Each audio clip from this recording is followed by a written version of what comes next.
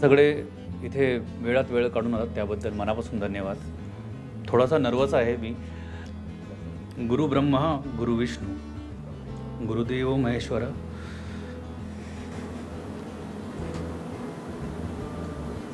गुरु साक्षात परब्रह्म तस्मै श्री गुरवे नमः.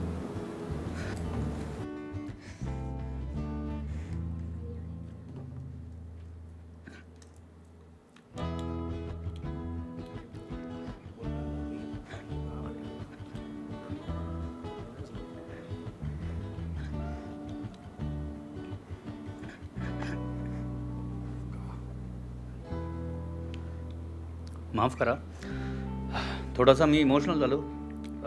तर बेसिकली माझी 2006 साली संतोष जोशी या व्यक्तीसोबत मैत्री झाली आणि ती मैत्री जी होती ती कविताच्या निमित्ताने झाली आणि तो मला नेहमी कविता लिहिण्यासाठी प्रेरित करायचा.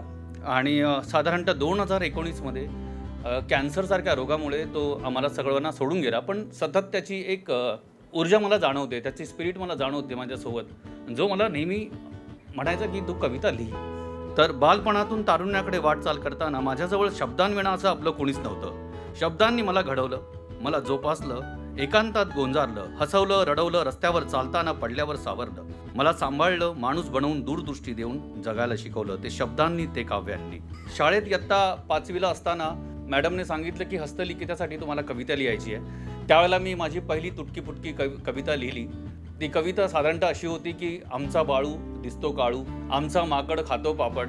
ती कविता मी जेव्हा बाईंना दाखवली तर त्या म्हणाल्या की कविवर्य जितू म्हात्रे आपण ही कविता संपूर्ण वर्गासमोर वाचून दाखवावी. तर मी ती कविता वाचली तर संपूर्ण वर्ग माझ्यावर पोट धरून हसत होता आणि बाईंनी मला बोलून सांगितलं की कविवर्य जितू म्हात्रे, फक्त यमक जुळून कविता होत नसते, तर खऱ्या कवितेचा तुम्हाला शोध घ्यावा लागेल. आणि त्यानंतर मी खूप प्रामाणिकपणे खरी कविता काय असते, मोठे कवी कसे लिहितात त्याचा अभ्यास सुरू केला आणि कविता लिखाणाकडे मी प्रवास माझा सुरू केला.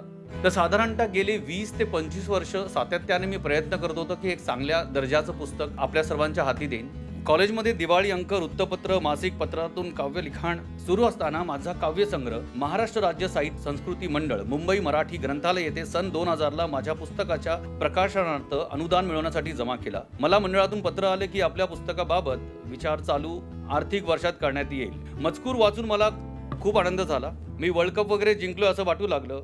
आनंदाने वेडापिसा झालो. पण त्यानंतर आलेलं पत्र वाचून मला वेड लागलं, कारण त्यात लिहिलं होतं आपल्या पुस्तकावर तज्ज्ञ परीक्षकांचा अनुकूल अभिप्राय प्राप्त न झाल्यामुळे आपलं हे पुस्तक नवलेखकांना उत्तेजनार्थ अनुदान योजनेअंतर्गत प्रकाशित करण्यासाठी स्वीकारता येत नाही, माफी असावी.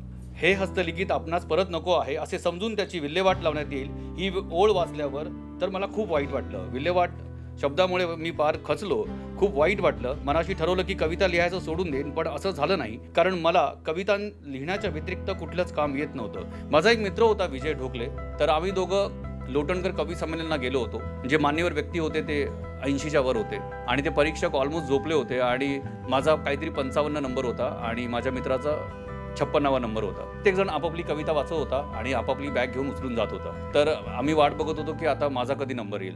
तर फायनली आमचा नंबर आला आणि आम्ही आमच्या कविता वाचल्या. त्यावेळेला खिशात पैसे नसायचे, पण आनंद खूप असायचा.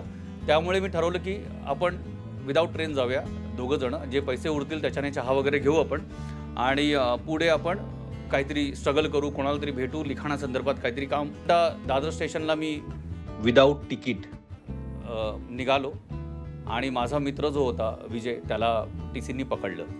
जे स्टेशन ऑफिस असतं तिथे आम्हाला दोघांना उभं केलं. जो एक 6 फूट उंच माणूस होता त्याने सांगितलं की ये दोनों कवी है. तर त्यानंतर माझा जो मित्र होता विजय, त्याची बॅग चेक केली गेली आणि त्या बॅगमध्ये एक स्टॅम्प निघाला ज्याच्यावर लिहिलं होतं ज्येष्ठ कविवर्य विजय ढोकळे. तर मी त्याला खुणवत होतो की अरे तू इतक्या लवकर ज्येष्ठ कविवर्य विजय कसा झालास तू. तर ते सगळे आमची मस्ती करत होते सगळेजण. शुक्रवार होता तर शनिवार रविवार असं तुम्हाला जेलमध्ये राहावं लागेल, कारण तुम्ही तिकीट काढलेलं नाही आहे. तर मग आम्हाला त्यांनी सांगितलं की मी तुम्हाला सोडून देईन, तुम्ही एक एक कविता ऐकवा. आणि मला तेव्हापासून मी ठरवलं की मी कमी ऐकवतो. पण माझ्या मित्राला तिकडे ऑडियन्स मिळत होती, सगळे TC वर्ग बसलेले होते. तर त्यांनी तिकडे कविता ऐकवली. इवले उले पान दिसते की ते छान, झाडावर नांदते वृक्षावर डोळते हिरवे हिरवेगार इवले ओले पान. तर त्या टीसीने आम्हाला बोलवलं व्हेरी गुड. आणि आमच्याकडे जी काही चिल्लर वगैरे जी काही होती 35-36 रुपये त्यांनी एकत्र केले आणि आम्हाला एक पावती फाडून दिली आणि म्हणाले की तुम्ही आता जाऊ शकता. मी त्यांना एवढंच विचारलं की पुढे पुन्हा पकडलं तर आम्ही काय करायचं, की त्यांना सांगायचं की आम्ही कवी आहोत आणि आत्ताच आम्हाला पकडलंय तिकडे.